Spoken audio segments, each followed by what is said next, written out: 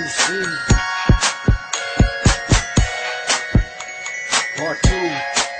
Yeah, rap beats. Here we go. Tinitigasan na naman ako sa iyong ganda. Dahil sa iyong ganda ako'y napatanga. Suso mo na napakalaki parang pakwan. Buti ang iyong katawan at ba't mong malaman. Pwede ka bang maitama pagtapos mo dyan? Pagkatapos maginuman magpapanata.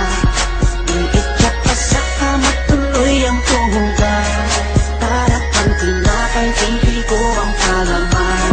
Tinitigasan. Pag dumaraan ka sa aking harapan, di ko malaman kung paano pakakalagan aking nararamdaman. Dami ko ng dahilan, di ko malaman kung paano papakawalan ang pinakamatigas na buratsa.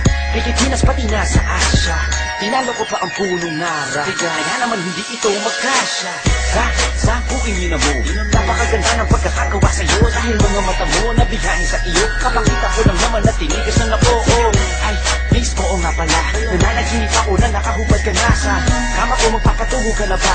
Naninigas na to, di ito ma-explikas. Sana naman ako sa iyong ganda. Dahil sa iyong ganda ako'y napatanga. Suso mo na napakalaki parang pakwan. Buti ang iyong katawan at ba't mong malaman. Pwede ka bang maitama pagtapos mo dyan? Pagkatapos maginuman magbabanata. Iityak ka sa kama tuloy ang tuhugan. Para kang tinapay, pipi ko ang palaman. Tinitigasan. Yung gusto ko sa Pilipina, napapadala ako sa mga ngiti niya, sa mga binti niya, napakaputi niya, na parang artista, sana magpatira.